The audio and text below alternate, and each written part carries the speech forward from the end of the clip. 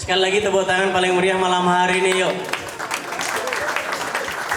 Kita bangga, panjenengan juga saya anggap sebagai saudara, dan kebanggaan-kebanggaan ini orang juk lali saka sangkan paraning dumadi. Malam hari ini sudah berikan wejangan dari Pak Rozi kepada kita semuanya. Monggo dulur yang mau bertanya silahkan langsung cung.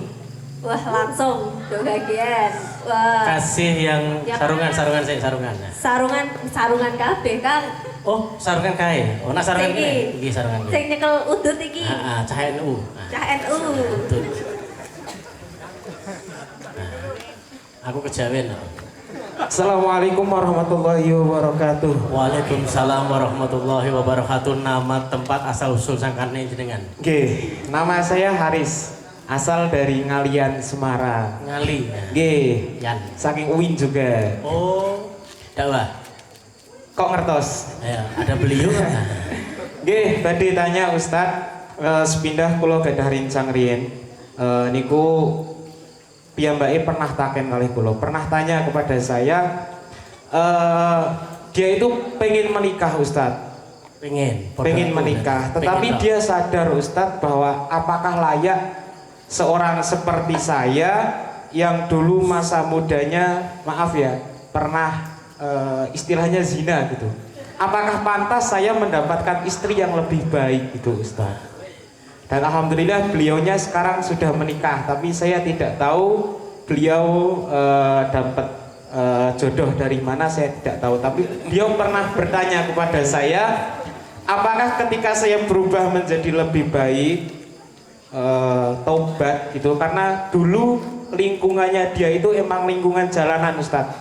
Jadi dulu dia sering ya istilahnya kayak anak muda zaman sekarang sering minum, bahkan ya apa doa itu Mas, aku minum kopi teh dan dia minumnya mau minum niku ojo cetake. Nggih. Nah itu bertanya apakah layak seorang seperti saya yang ingin bertobat untuk mendapatkan jodoh yang lebih baik gitu. Dia juga sadar kalau dirinya sendiri itu tidak baik gitu. Itu bagaimana pendapat Ustaz? Jenengan wis jodoh lho. Kula dereng alhamdulillah. Padha tenang. Nggih, nginjang mawon nggih. Monggo Pak Rozi. Wong kuwi kena kok awake dhewe nek nek. Oh, ngoten ora ya. Asline dengan nabok nyilih tangan.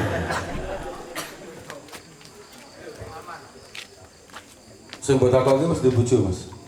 Sampun, Ustaz. Oh ya wis lah rasa dijawab. Oh, berarti ya bener Pak Yai. Lah iya dong. Wis dijodoh kok tak kok kene. Dapat jodoh yang mesti tok ya wis. Kecuali mungkin aku ke awakmu dhewe. Lah ampun kira-kira mriku nika. Aja ngono, aja ngono lah. Cah ketok cah ganteng cah apik ya. Ahli swarga dia. Amin. Pengen cepet bos supaya. Amplopnya biru saya. Iya. Sebesar apapun dosa kita kepada Allah, kalau tobat insya Allah Allah Maha Pengampun. Ya kita nggak bisa menghukumi orang kecuali yang tampak saja. Nahnu nahkumu bidzawahir. Kita hanya boleh melihat zahirnya wis tobat dadi wong apik, ya wis pemeneh wong wis dibojo iki rasa mbok batin. Iki kira-kira bojone genah apa ora ya? Ojo-ojo mundur pete. Tidak perlu melihat begitu, apalagi kalau kemudian sekarang dia sudah berkeluarga dan insya Allah sudah baik. Apalagi kalau kemudian kita mau membuka lembaran sejarah kan, sejarah itu ada orang yang kalau mabuk kan bukan hanya minum, tapi mandi gitu. Ya, di anggurnya pakai mandi karena saking kayanya. Nah, bedanya dulu orang Arab mabuk dengan orang sekarang mabuk kan beda. Kalau dulu orang Arab mabuk itu karena kaya, saking kayanya kabeh ono mumet mabuk. Nah, kene iki rung diopo mabuk kan bodoh banget kan rugi banget itu. Ya. Maka tapi kemudian tobatnya diterima oleh Allah Subhanahu wa taala dan bahkan kemudian menjadi salah seorang yang kemudian dijamin masuk surga oleh Rasulullah sallallahu alaihi wasallam. Jadi artinya kita kalau memang pernah merasa begitu dan kemudian ingin memperbaiki diri, yakin Allah Maha Penyayang, Allah Maha Pengampun. Ya, kenapa enaknya itu dalam Islam itu kepada Allah bertumpuk dosa, itu Allah bisa mengampuninya dengan satu kebaikan. Nah, kita sering tanya gitu kan karena maaf ya, manusia itu justru sebaliknya. Bertumpuk kebaikan bisa terhapus dengan satu kesalahan. Ya, mungkin dengan contoh aja. Kita itu kepada Allah bertumpuk-tumpuk dosa, mabuk, zina, kabeh dosa dilakoni. Kalau Allah kemudian Allah bisa menghapusnya dengan satu kebaikan yang kita lakukan. Ya, sekedar contoh, pernah dengar kisah tentang maaf pelacur masuk surga hanya gara-gara memberi minum anjing yang kehausan. Ya, ini maknanya dalam ya, jangan ditelan mentah-mentah terus maksiat karo nggawa kirik. Nah, itu yang harus dipahami loh itu. Iya kan. Loh, jangan sampai keliru. Aku nerangin ini langsung ngangkat, wah yo nanti rono. Lagi gue seneng-seneng bos. Lah kuwi gue tobat to. Iki kan nyenengke iki kira-kira rong dina ora tak ombeni yo. Kan kalau saya tentu tidak begitu ya. Allah bisa menghapus. Atau pernah dengar kisah tentang orang yang membunuh 99 orang kan? Iya. Pak Yai, saya matanya terus aku pengen tobat Pak Yai. Lalu semua kayak apa? Kawan pol-polan akeh ra karuan. Lah ngopo? Kula pun matane wong 99. Wah, angel bos. Neraka jahanam kowe. Bocah kan muntah. Loh, ndak bisa tobat, tidak bisa. Terus daripada podo-podo nerakane genepi wae ya. Maksudmu piye? Lah wingi sama-sama gen satu sisan. Lah sing mbene sapa? Jenengan to Pak? Ya kan belas sisan wae daripada angel-angel. Yang podo nerakane kan nanggung ngene gitu. Iya. Tapi kemudian dia tetap perjalanan tobatnya sampai kemudian dia meninggal, dikisahkan kemudian meninggal dunia di perjalanan dihitung hanya karena langkahnya lebih jauh daripada sisa perjalanan untuk tobatnya itu, maka diampuni. Bertumpuk dosa, kalau Tuhan mengampuni, selesai. Tapi kalau manungsa iki ora wangele ra karuan. Bertumpuk kebaikan itu hilang dengan satu kesalahan. Ya kan? Tugas gara diskusi maju, makalah presentasi, jawab terus. Pas ujian konangan nyontoh ra lulus kok. Kesalahannya hanya satu, tapi kebaikannya menjadi hilang semuanya. Ini contoh ekstremnya. Tapi dalam hidup kan sering begitu kan?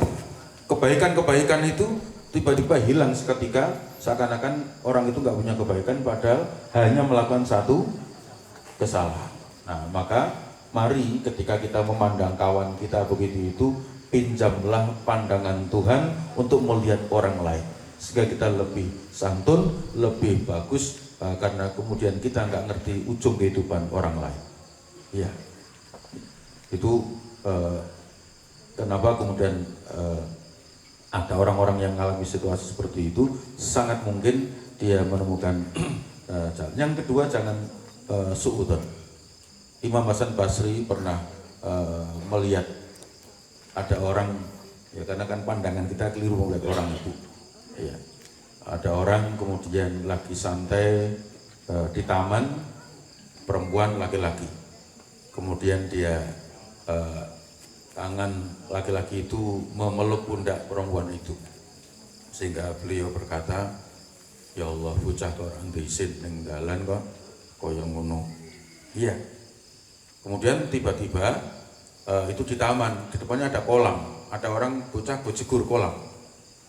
Pak Yai meh nulungi ra iso sarungan. Lah kan ki piye iki wah lagi bubar. Akhirnya nyawang tok, kemudian anak muda itu menyelamatkan. Kemudian diselamatkan, lalu diberitahukan bahwa aku tahu engkau tadi, kalau bahasa aku ngerti kowe mau batin aku Pak Yai. Ya. Tapi ya batinmu begitu, tapi ketahuilah ketika ada orang butuh diselamatkan, alhamdulillah aku yang engkau pandang hina bisa menyelamatkan nyawa orang lain sementara sampean hanya melihat. Ketahuilah perempuan itu adalah ibuku. Maka Beliau bercerita, sejak saat itu aku nangis dan tidak lagi berani menilai orang dari zahirnya. Maka ketemu dengan kawan-kawan begitu. Makanya kan ada orang yang kaget ketika nang masjid sholat nang nggon jalan tiba-tiba ono cah nom ngimami mau tuh ragu. Ternyata bacaannya fasihnya luar biasa. Kadang-kadang kita terjebak di hal-hal seperti itu. Maka pandanglah kawanmu itu alhamdulillah, apalagi kalimatnya sampai begitu, apa aku ya pantas dengan alhamdulillah untuk bojo sing apik, mudah-mudahan menjadi kebaikan buat dia. Saya kira itu, matur suwun. Tangan dong. Wih, banget dulu kesini. Oh. Kesini tapi nyatane podo. Di semetakan kamu. Siapa? Siapa lagi?